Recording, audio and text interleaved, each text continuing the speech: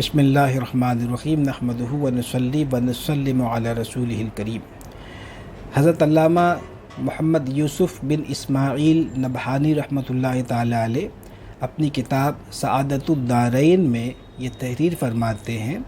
کہ امام قسطلانی رحمۃ اللہ تعالی علیہ نے اپنی کتاب میں یہ بات لکھی ہے کہ ہمارے شیخ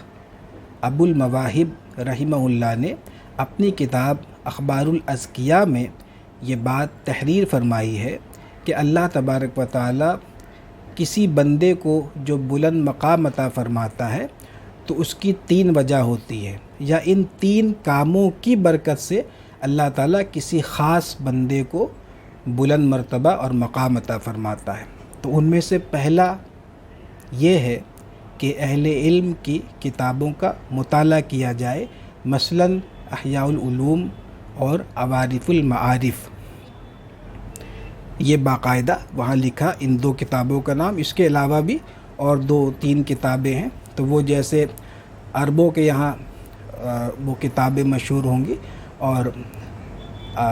ہم ہند و پاک والوں کے لیے جیسے عوارف المعارف اور احیاء العلوم بہت ہی مشہور و معروف کتاب ہے، تو یہ ایک جیسے مثال کے طور پہ فرمایا۔ اور بحمدہ تبارک و تعالی فقیر قادری کا معاملہ یہ ہے کہ اعلیٰ حضرت عظیم البرکت رحمہ اللہ کی تحریروں کو بچپن سے پڑھتے آ رہے ہیں۔ جب کچھ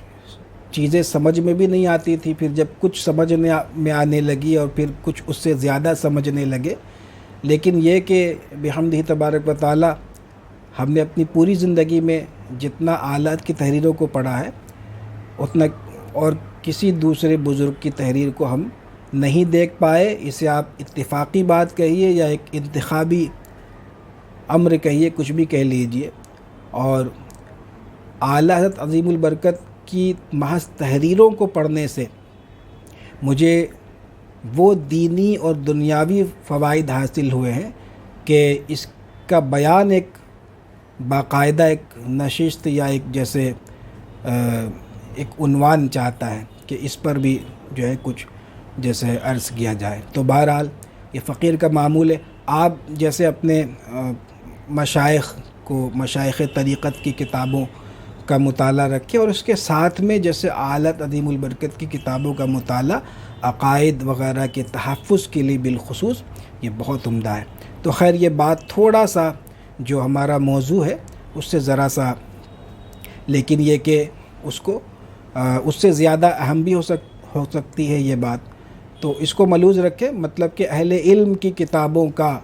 جو ہے یہ مطالعہ کرنا نمبر 1۔ نمبر 2 پر انہوں نے یہ فرمایا کہ اوراد و وظائف کی پابندی، یعنی کہ جو بھی مقررہ آپ کے اوراد و وظائف ہیں ان کو اپنے وقتوں پر پڑھ لینا، اور تیسرے نمبر پر بالخصوص یہ فرمایا کہ درود شریف کی کثرت۔ اور اس کے ساتھ میں امام قسطلانی رحمہ اللہ نے ایک دوسری جگہ پہ تحریر فرمایا ہے کہ سالک کو ابتدا میں درود شریف کی خوب کثرت چاہیے۔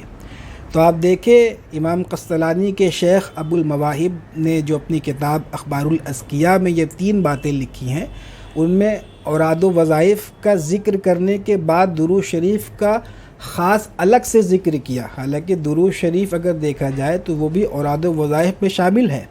لیکن اس کا بالخصوص الگ سے ذکر کرنا، اہتمام کرنا، یہ بہت معانی رکھتا ہے، اس بات کو سمجھیے۔ اس لیے ابھی جو میں وہ نشستیں کر رہا ہوں عامل بننے کا طریقہ کے تعلق سے، تو وہ اس میں نے جو ایک بات بتائی دوسری نشست میں کہ ان تمام چیزوں کو کرنے کے بعد ہر وقت کثرت سے درود شریف پڑھیں، کثرت سے درود شریف۔ لہذا ان 3 چیزوں پر اگر ہم کاربند ہو جائیں گے تو انشاءاللہ تبارک و تعالی یہ ہمارے دین اور دنیا میں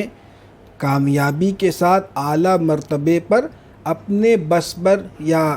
جتنا اللہ تبارک و تعالی نے ہمیں استعداد عطا فرمائی ہے اس کے مطابق اس اعلیٰ سے اعلیٰ مقام تک پہنچنے اور اس پر فائز ہونے کا ایک بہت بڑا ذریعہ ہے اور واسطہ ہے کہ ہم ان 3 چیزوں پر کاربند ہو جائیں۔ نمبر 1 اہل علم کی کتابوں کا مطالعہ کریں، اور نمبر 2 اوراد و وظائف کی پابندی کریں، اور نمبر 3 بالخصوص درود شریف کی کثرت۔ تو اللہ تبارک و تعالی ہم سب کو علم نافع اور خیر کثیر عطا فرمائے۔ فقیر کو اپنی دعاؤں میں یاد رکھیں۔ السلام علیکم ورحمۃ اللہ۔